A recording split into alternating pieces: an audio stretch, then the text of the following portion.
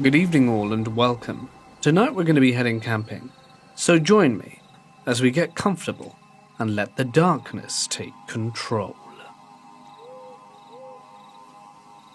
I was 9 when this happened. My sister, my dad, my stepmom, and I were at a place called Palmetto Island. It was a camping resort where you just pull up with a tent or camper and stay there for a weekend or so. We were in a camper. I should set the scene for you though. Palmetto Island wasn't really an island in the traditional sense. It was completely surrounded by palm trees and vegetation, except for the road in and out. There were roads in the resort, but they were only for golf carts and other small vehicles. The whole place was also dense with palm trees and vegetation. If you weren't on the road, in a campsite, or at one of the recreational areas, you would be in a forest. We, as in my family, were all hanging out at one of the playgrounds. I had made a new friend who I was playing with. At some point the rest of my family had left me to play with my new friend, until eventually he left too. I was there alone, and the sun began to set. This wasn't the first time we'd been to Palmetto Island, and I had at the time known it pretty well. I had assumed that the walk back to our campground would be short. However, at some point, I got turned around and ended up in the area where you would launch boats into the water to go fishing. There was a group of people there, and I asked them for directions. Now, I wasn't completely brain dead, so I lied and said the number of our campsite was 10 sites down from our actual one. They pointed me in the right direction, and I began to walk. Now, I hadn't known this at the time, but my family had realized I was no longer at the playground and started driving around in our golf cart and another one they had rented. If they hadn't, I probably wouldn't be telling this story.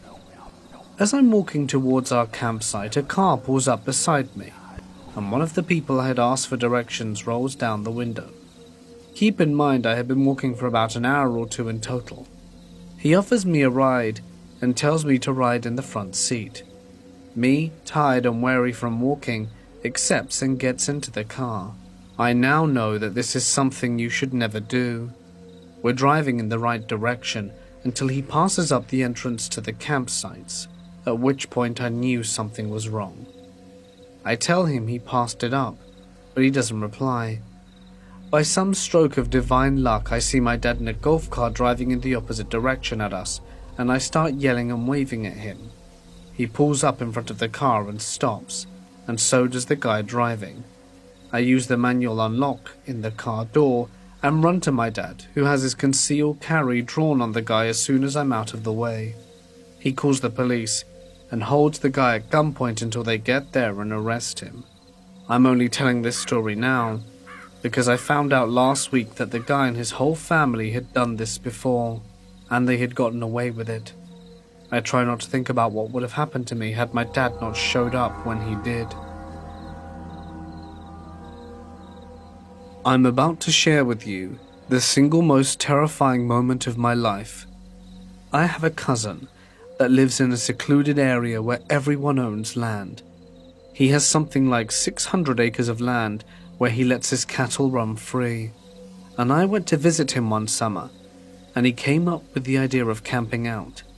He has a little spot where there is a teepee in a clearing underneath a few large trees. The walking path goes straight through the clearing down a little trail to a pond that then goes back to some trees. To get to this place, we drove his truck through his pasture and up to a tree line. We had to get out and walk a ways into the trees to get there. Thinking back on it, I can't really remember how far into the tree line his camping site was, but it was a little bit of a walk. So my cousin, his girlfriend, and a friend she brought and myself start to drink and had a small campfire going.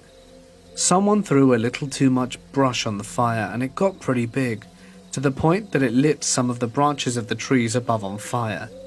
At that moment it was kind of scary, thinking that we had almost started a huge fire, but it grew and died pretty quickly. Now later on in the night we were all drinking, and I'm tending to the fire. The girlfriend says out loud that she needs to use the restroom, and I thought that she went down to the path near the pond. The fire is starting to die down, and I need to gather some more brush, so I start walking towards the path to the pond.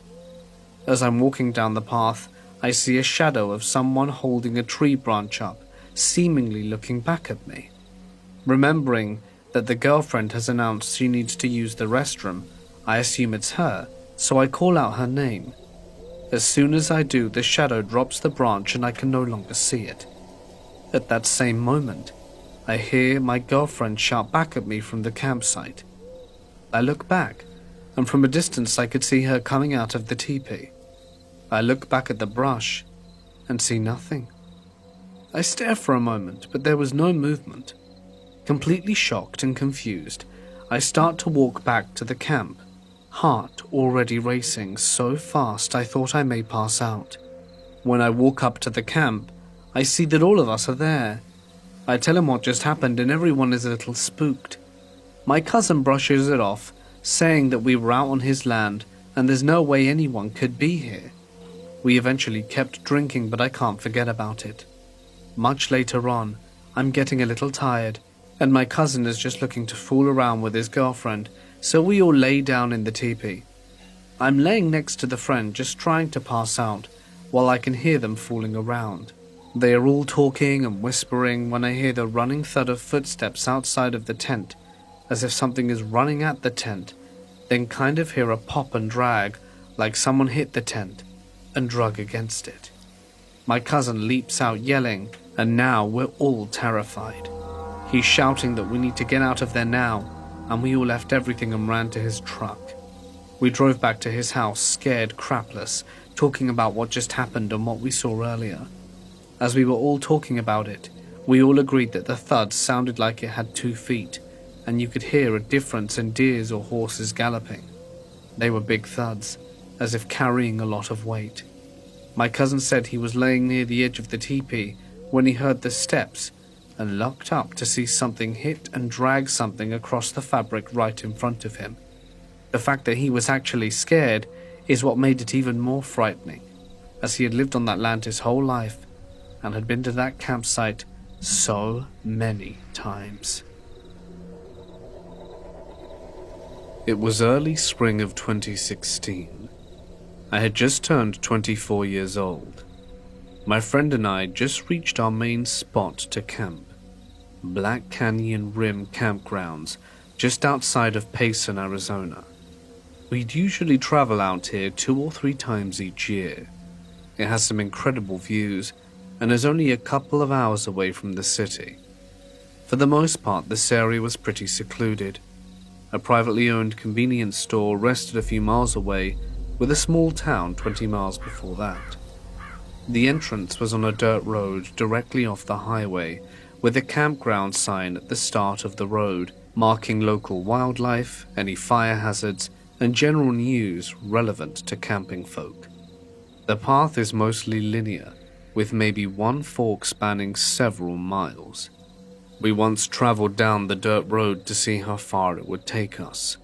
One of the paths would take you to another highway entrance, with a ranger's tower halfway there. The other path led to a dead end. An abandoned cabin can be found on this path a few miles in, mostly hidden off in the distance behind some larger foliage. The snow had mostly cleared up at this point, leaving for crisp air, a slight chill, and fauna becoming active again. We'd usually spot some wild horses, several deer, and tons of little critters whenever we'd come out this way. It really was the perfect time of year for a relaxing trip to get away from the city for a few days. We got in at around 4 p.m. on a Tuesday. It was late for us, and we'd usually try to make it out of there by noon at latest. This trip was pretty spontaneous. We both had work during the coming weekend and decided to just go for it. The sun was setting fast, and we still hadn't picked our camping spot. There were maybe 2 other groups, both families parked somewhat close to the entrance, only a few 100 yards away from the highway. This time around, we just wanted to get away from the humans for a while. Customer service jobs will do that to you. We drove down the dirt road, past our usual spot, and finally picked the perfect area. A small clearing just hanging off the edge of a hill. The whole valley could be seen from this area, with a beautiful sunset. This would have been our main spot from then on, if the next night's incident never occurred, that is. We agreed to get a campfire going, and we would just avoid building a tent on this trip. We didn't have much time to do so anyway, and her car wasn't that uncomfortable. I'd sleep in the back seat, and she'd take the passenger seat with the window slightly ajar. We'd have a few blankets for each of us and would fall into that unrivaled slumber. The next day went fairly uneventful. We just decompressed, and I had this strange feeling throughout the day, like we were being watched. There were crunching of leaves just out of sight every few hours, but I figured it was just the local wildlife doing their thing. My friend didn't notice anything unusual, so I didn't dwell on it. Night came, and the feeling still hadn't gone away. My friend must have felt something she didn't vocalize though, as she took some of her sleeping pills. She didn't usually need to take them on our camping trips. The nature's ambience was enough to put anyone to sleep, I thought. It was nearing 1 a.m. My friend dozed off in the passenger seat while I attempted to wind down in the back. I leaned against the side window behind the passenger seat, legs outstretched to the car's back door. The window opposite of me was rolled down slightly, with a cold breeze flowing in. I had been on my phone scrolling through Facebook when I heard something outside. A few crunches of the fallen leaves, several paces outside the car. I whispered to my friend, "Did you hear that?" But she was already out. I put my phone down and listened intently for a minute or two, but then heard nothing. Must have been a small animal curious about the camp. I retreated back to my phone, scrolling through social media. About 10 minutes had passed when I heard it again, that definitive crunch right outside the door. I lowered the phone. My eyes took a moment to adjust from the light of the phone into the deep darkness of the wood, and as I turned the phone away from me, the backlight illuminated the window above my feet. To this day, I can't get the image out of my head. 2 dirty, scabbed hands held onto the window, the fingers wrapped inside the car. The nails were long, unkempt, and dark. Behind the window, a silhouette of a face was pressed up against it. The breath would create condensation every few seconds, and all I could make out were the reflections of those empty, black eyes. I couldn't move. I couldn't scream. It felt like eternity. The staring contest between this thing and me. Thoughts were repeating incessantly in my head. Why haven't they ran if they noticed I saw them? What were they planning? Is this the face of death? After probably 10 seconds of not doing anything, the hands slowly unclenched the window and receded into the darkness. The condensation on the window dispersed, and another few seconds passed before I heard the dreaded crunch, crunch, melodically fading into the distance. I still just sat there. What on earth had just happened? Why didn't I do anything? Why am I still not doing anything? With that thought, my body shot into adrenaline. I pounded on my friend's seat, waking her up from her slumber in a dizzy confusion. I unlatched and kicked open the back door and took a moment to scan the area. Whoever they were, whatever it was gone. I scrambled to pick up any important camping supplies we left outside and cramped everything into the back seat and trunk, periodically looking over my shoulder and listening for those 2 footsteps. I slammed the back door shut, and there they were, a grim reminder of the horror that had just happened. 2 handprints imprinted on the window. I quickly wiped them off the window in a panic. A reaction to erase the events, I guess. I jumped into the front seat, started the car, and floored it out of there. My friend, finally coming to, asked me what the hell I'm doing. I just screamed, "We gotta go, there's someone out there." I didn't see whoever or whatever it was fleeing the scene, speeding down the dirt road. My friend insisted I slow down, and eventually I did.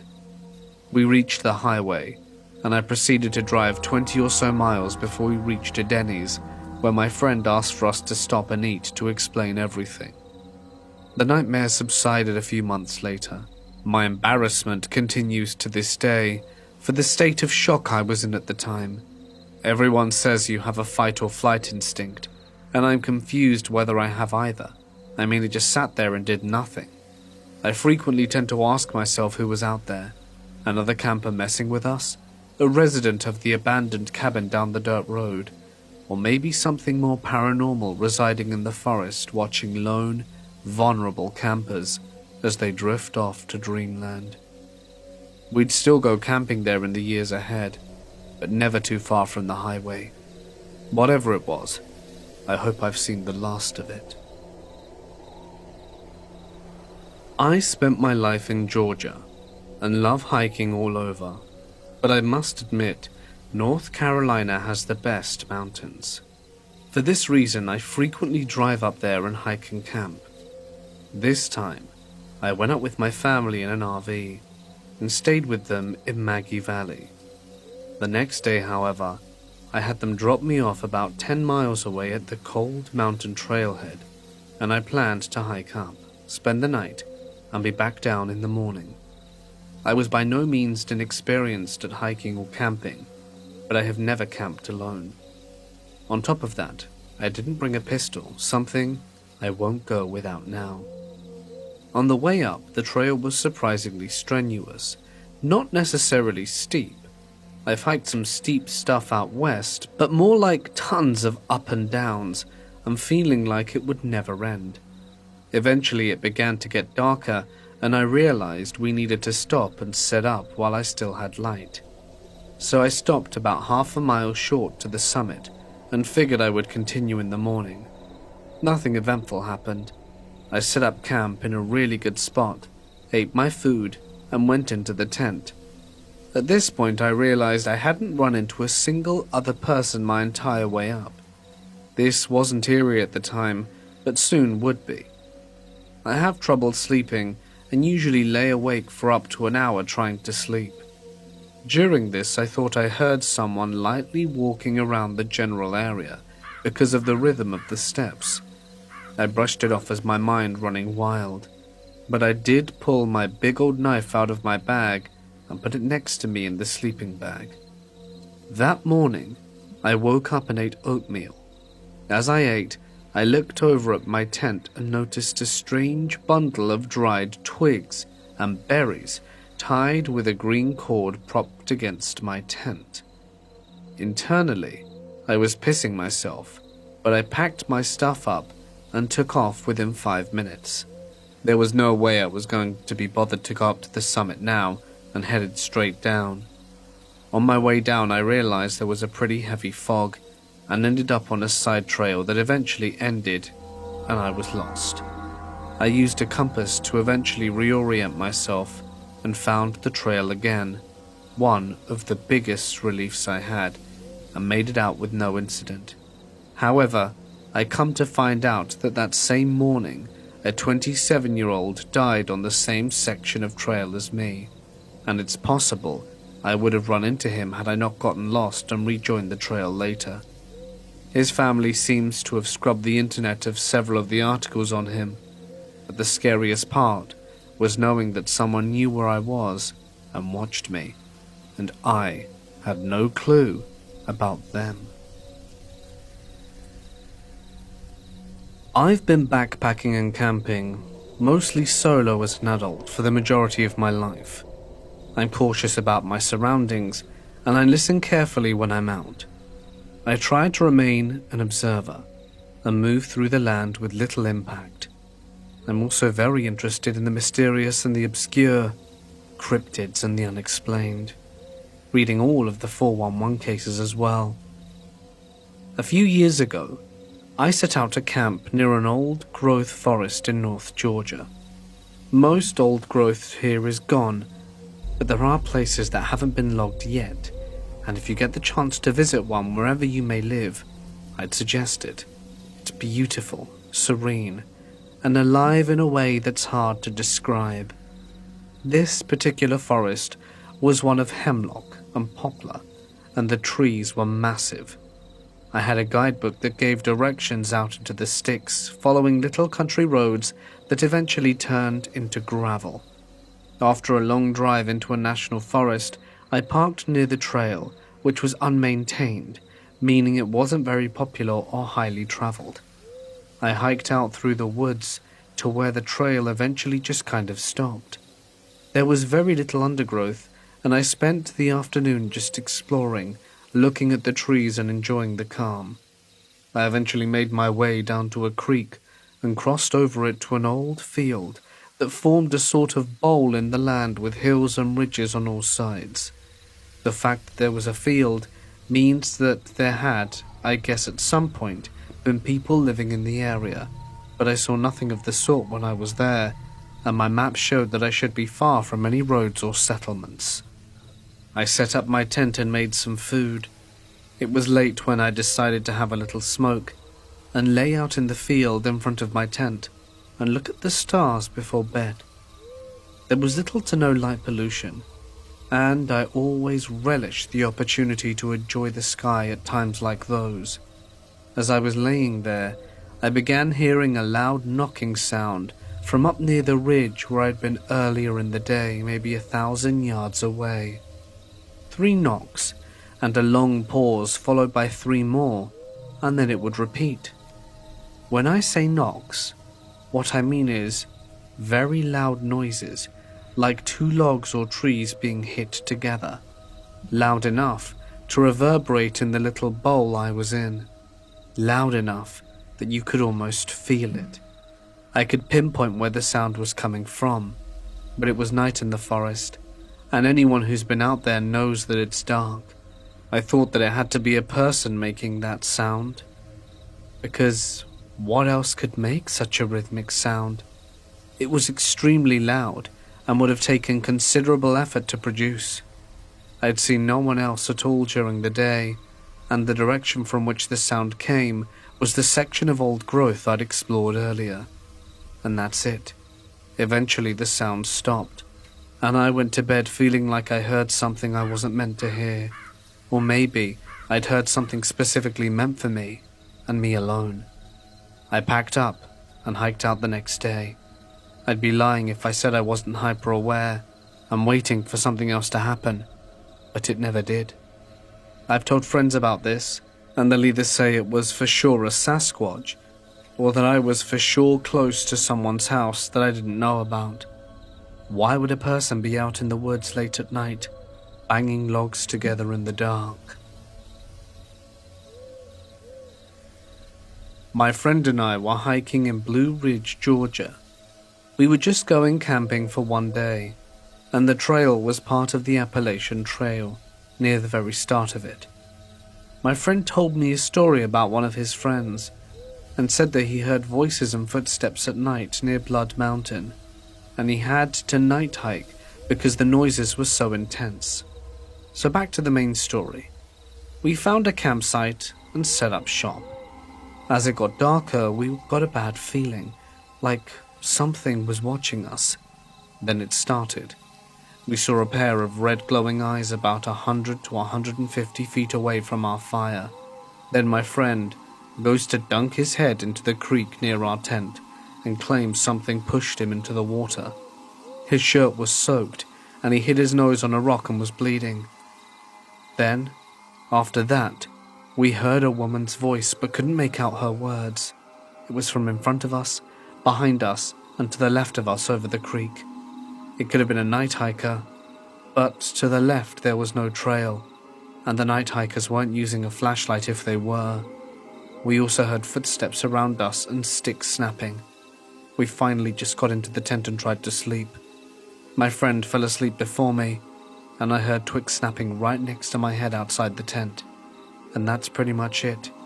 It's very creepy.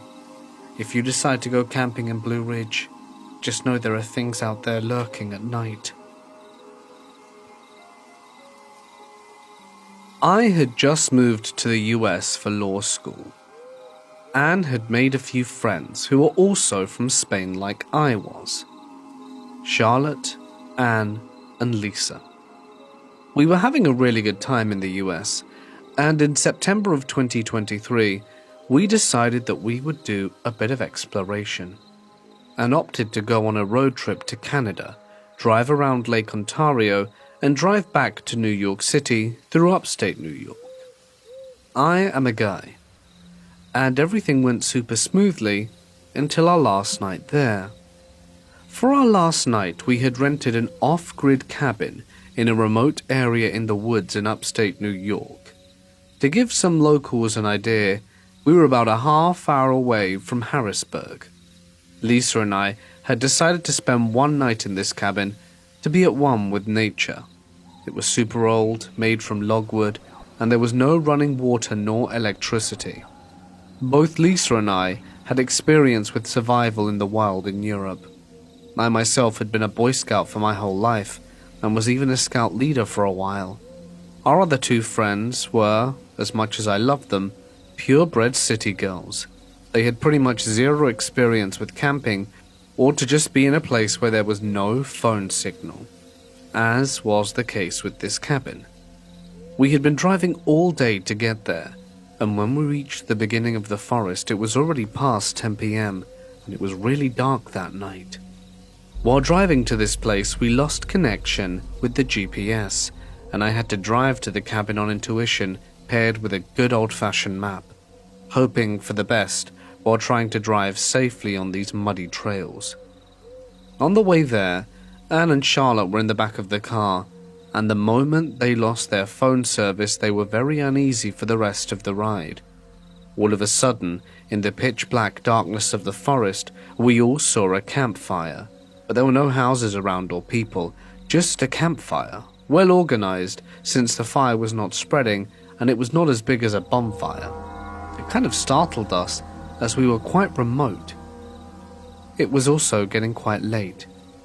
When this happened, we reached the end of the trail and figured we had taken the wrong trail at a crossroad before, so I turned around and we were on our way again. Half-hour later, and a couple of wrong trails later too, we finally arrived to our destination, as we could finally see the first glimpse of this god-forsaken cabin in the middle of nowhere. To give you an idea of how old it was, the toilet was made from wood, and this was outside the cabin.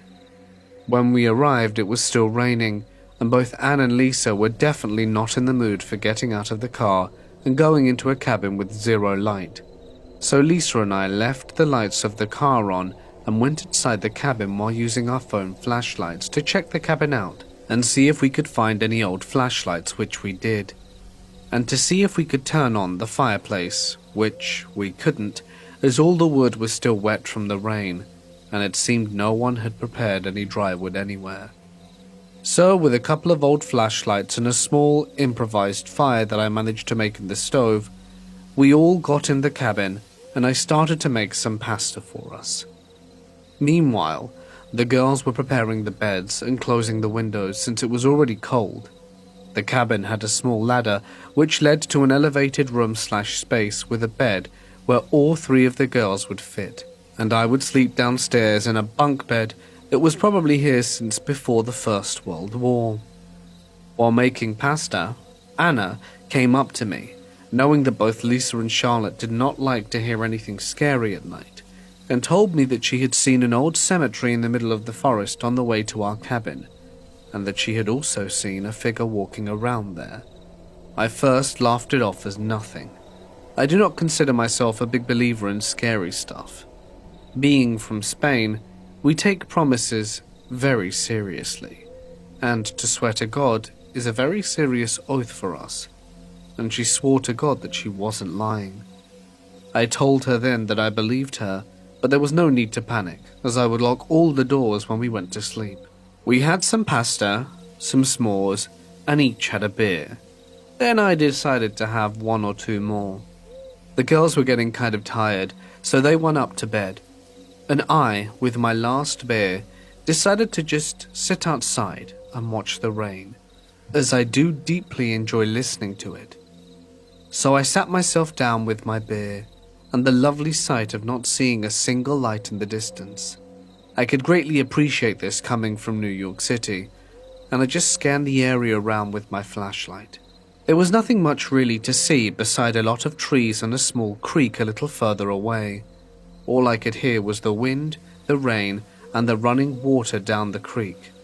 That was until I suddenly heard what I would describe as a weird roar. The first thing that came to my mind was a bear, but I had researched well before our trip and knew that bears were very uncommon in this part of the state. I also knew that a bear roar would not sound like this, except for the fact that it was quite deep. I was startled, but not very scared. I continued to scan the rest of the forest as far as I could see from the porch. It was then, at that moment, that I caught a glimpse of a figure. It was hidden deep within the tree line. I was looking at it. It was at least 6'4", and it was hidden well with brown fur, blended in with the trees in autumn. And I saw two eyes glinting from the reflection of my flashlight. I wasn't entirely sure what it was at this distance, but it was not a bear. It was bipedal and had rather long arms. We looked at each other for probably no more than 5 seconds, but it felt like an eternity when it vanished behind a tree, and I heard another roar. It was then that I got goosebumps and all the hair stood up on my body. I was very scared. That was the catalyst for me to go inside as quickly as I could, lock all the doors, and close every curtain. I quickly went to bed and told myself that surely it was just my exhausted mind, and after an hour or so I calmed down and finally fell asleep. The rest of the night was uneventful, and the next morning when I went to relieve myself after having drunk beer the night before, the weather cleared and it was rather sunny, and as far as I could see the forest was calm and beautiful, with no sight of any animal or anything abnormal. We had a nice breakfast that morning and left for our way back to the city that never sleeps. And so ends the story of that night. I never talked about what I saw that night because I know all 3 girls would not want to hear it, and I figured after these months that it was best to share it here. If anyone has any idea what it could have been, feel free to enlighten me, especially if it's backed up with rational reasoning. I went camping one summer with my parents, younger sister, and my friend. My friend and I were around 15 to 16 years old at the time. At the campground, my parents and sister stayed in a camper we owned, while my friend and I took a tent. We were still in the same lot. One night it must have been close to midnight, and I was sitting in the tent with our flashlights on. The campground was completely silent, and it seemed as if everyone else around us must be asleep. When out of nowhere, my friend and I hear this kid yelling for help. It kept getting louder and louder until we could hear him running. We were trying to turn off our flashlights when we saw the shadow of this person's feet running past our tent. We turned off the lights and sat in complete silence, terrified as it sounded like another set of feet were running behind him as well. We waited for a while. When I peeked my head out of the tent finally, we saw nothing, heard nothing more, and we couldn't believe no one else was peeking outside or looking around with us. We were terrified, but ultimately made a run for it to the camper, and they all insisted they heard nothing, which made no sense to us because the screaming for help was so loud and directly next to us.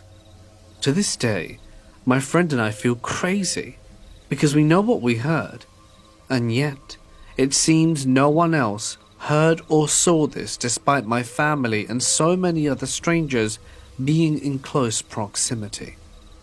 This happened in around 2007, and it still leaves me perplexed and freaked out.